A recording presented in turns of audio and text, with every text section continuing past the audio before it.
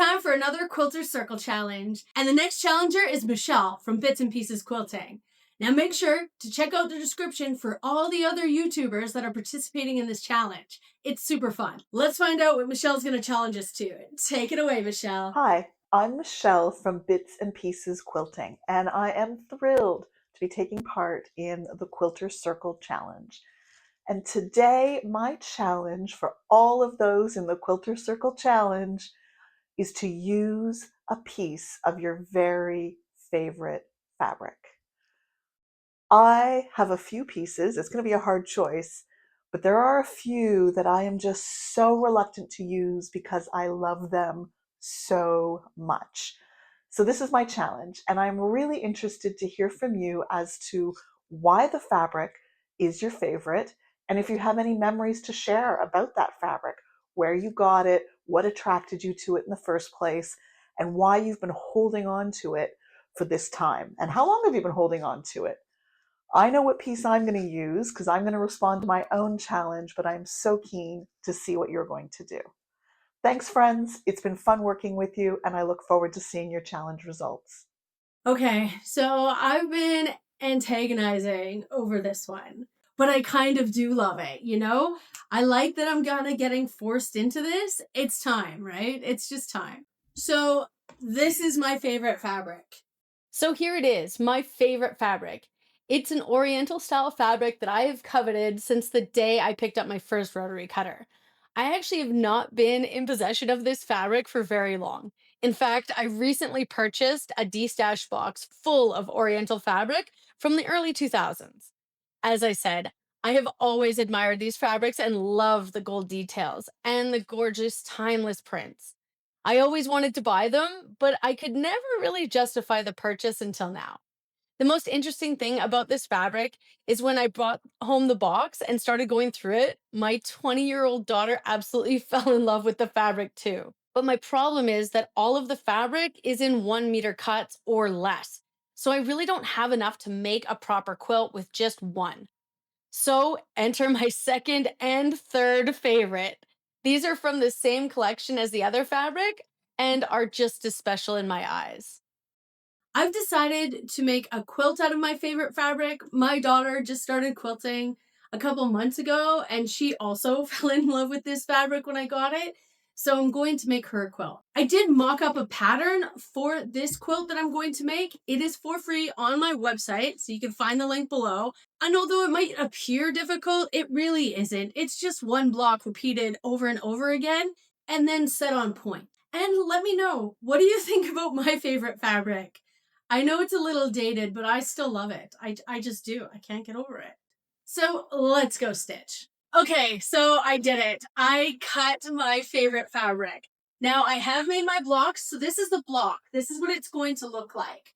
Okay, so the first thing we need to do is actually build this unit here. So I'm going to show you how I do that. You can see that I have my center square here. My gold fabric is going to go around it, and then I'm going to go around one more time with the black. I have designed this quilt so that you can sew one piece along one side and then the next piece along the other side and then press. It's going to go a lot faster when I do some chain piecing.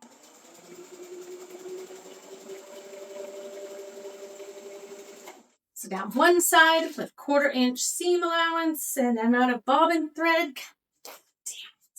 I need to make 36 of these blocks, which isn't too bad. But it'll be a lot faster when I start chain piecing. So now that I've got these 2 strips sewn on, I'm going to press them, and I'm going to just press them outwards. I don't have a clapper, but I find that my nice flat rock works pretty good. It took me a long time to find this rock because it actually is flat on both sides. See, I can use it both ways. So now that I've got the 2 sides on, I'm going to sew the next 2 pieces onto this.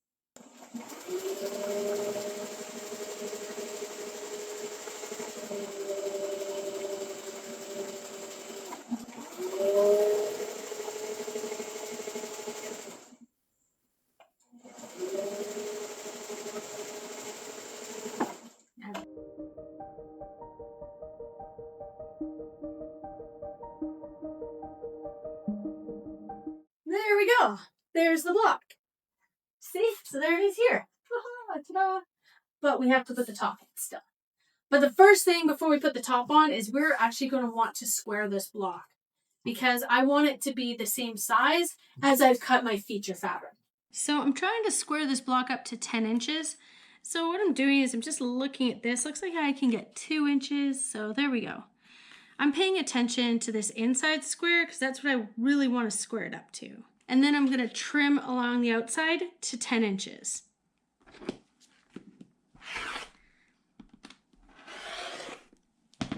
Go.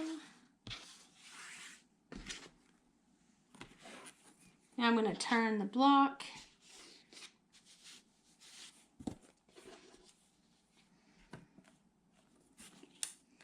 Line up my ruler on the 10-inch mark and square that up. Perfect. Squaring up your blocks is a super important step. Do not skip squaring up your blocks. It's something I used to do all the time. I would totally skip this step. But I've learned now. I've grown. Now we've got a nice, perfectly squared up block. Yay. We're not done. Okay. Next step. Okay, so the next thing we have to do is we have to add on this feature fabric. So I'm going to take my beautiful feature fabric, my favorite fabric, thanks Michelle for that, and I'm going to draw a line on the wrong side of the fabric diagonally.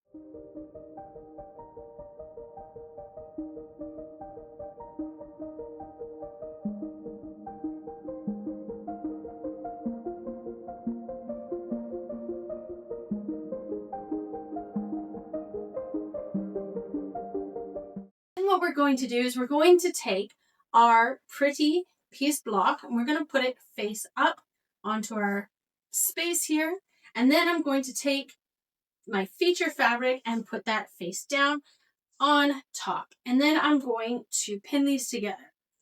Sometimes when I'm trying to like line up blocks like this, I will use a little pin just to kind of manipulate the fabric so everything is sitting on each other nice and square. But a pin just can really move that fabric in little micro ways.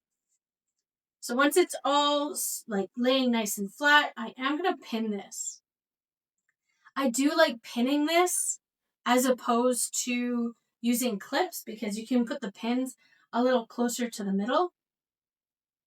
You don't have to pin it a ton, but this is my favorite fabric, so I'm going to pin it a little bit more than maybe I normally would. Hi, favorite fabric.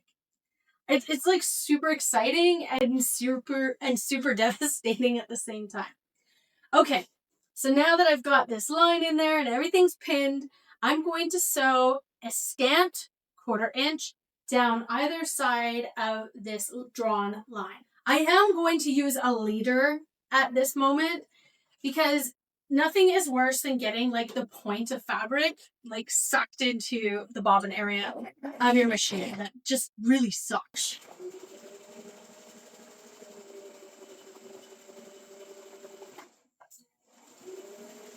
A scant 1/4 inch is exactly what it sounds like. It's like a little less than a 1/4 inch is basically what you're going for. I'm trying to make these blocks as big as possible, so that's why a scant.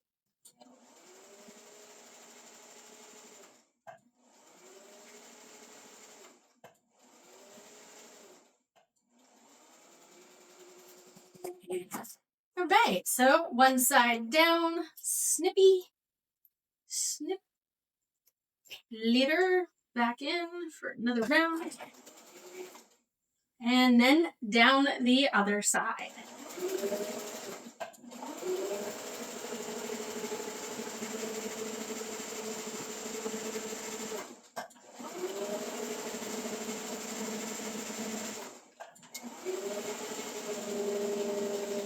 Okay, snip and snip. I'm going to remove my pins and then I'm just going to give this a little press before I cut. along the line. I'm petrified to make a mistake because I only have enough fabric to do exactly the amount of blocks that I made. We've got it 2 lines down. You can really see them. Okie dokie. So we're just going to take this block and we're going to cut right on that marked line that I marked earlier. Right on that line. Oh God. Okay, I got it. So now we have it. 2 split blocks. Let's go press this open. So I've already pressed it down. I've already set that seam, so I'm going to open it up. Oh my God, I sewed it upside down. Just kidding, I didn't do that. So I am pressing away from the piecing into this solid fabric on these blocks. But the way that I'm going to be, sewing them together, I'm probably going to have to press half the blocks one way and half the blocks the other way. I am taking note of it as I'm putting this together to add to that pattern. Da-da-da! Another one! So I did have to use 3 different Asian fabrics to make this quilt. But if I had all of the same ones, look how cool that would look. So nice good finger press. I'm trying not to stretch these blocks as much as possible. I am going to have to square these eventually, but I just want to not have as little stretch as possible. Okay, so 4 blocks down, 68 to go, I think. There we go. It kind of gives you an effect of how it's going to go together. I'm very happy with this. Okay, so I'm going to go and chain piece all of these blocks together. I am going to see you very soon. How great is that? I love it. Okay, I'm happy I'm actually using the fabric. Okay, I am. Michelle, you're off the hook. I'm happy I'm using the fabric. Okay, it's been a couple days and I have all my blocks assembled. I'm very excited about this. So I've also used my diagram and laid my entire quilt out on my floor because I don't have a design wall. Can you believe that? So annoying. Anyways, you can find a picture of it on my blog. So after laying out all of my rows, because my feature fabric is different row by row, I then picked up all of the rows that I'm going to be sewing together diagonally, so they're on point, and I've marked them. So I'm all organized and ready to go. But I wanted to show you how to sort of start the assembly of an on-point design. So as you can see, I've got my rows here. So this is my first row and my second row. But as you notice, I'm missing a couple pieces. So what I'm going to do next is cut the pieces that go into these sides. So for example, right here, I'm going to need another one of these blue blocks.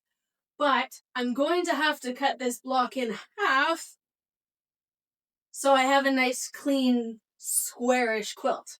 I'm being so super careful cutting these in half. I don't have enough fabric to make another one. So this is going to be a little tricksy.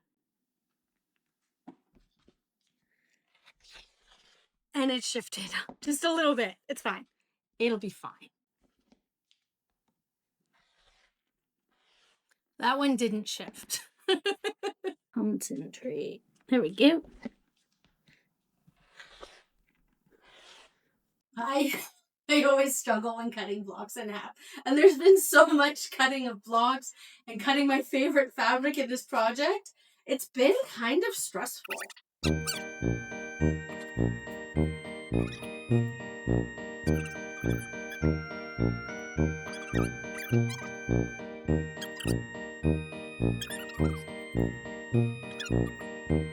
So this is what the corner is supposed to look like.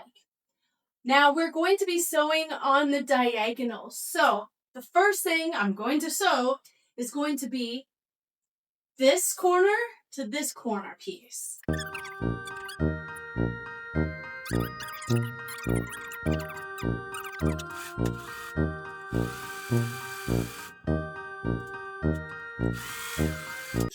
going to snip this and snip off my leader, and then I'm going to press. Set the seam. Open it up. Okay, so here is my sewn corner piece. And it's going to sit right there. Oh my goodness, I'm so happy that worked. So when I start my next row, I'm going to start by sewing this end piece onto this block and this end piece onto this block. And then I'll sew the blocks together. And I'm going to do that throughout my rows. I will start by sewing the end piece that is supposed to attach to this block to it, and the ending block as well. And then I'll start putting these together, just so I don't get lost. Okay, so it's been a couple days and I've got my top all pieced together. I think this turned out really great. I'm really happy with the lines of this quilt. I spent a lot of time getting all my seams really perfect. And what I noticed when I was sewing this together is I actually just sewed it row by row, going diagonally, and I was piecing each row as I went. So when I got to row number 6, I pieced number 6 together and then attached it to number 5. So I built the entire quilt kind of diagonally, and that worked really well. Just a side note, I have not had this pattern professionally tested, so that's the disclaimer. It is a free pattern. You can find the link below. Thanks so much, Michelle at Bits and Pieces Quilting, for forcing me to use my favorite fabric. Now, if you're here for the long arm quilting content, I am planning on custom quilting this quilt because that's what my daughter wants. So you can catch that video coming up really soon. Thanks to all the other YouTubers. Make sure to check them all out, see what they made out of their favorite fabric, and what would you make with your favorite fabric? I would really like to know. So let me know in the comments, and don't forget to check out all the other videos, and I will see you next time. Thanks for watching. Bye.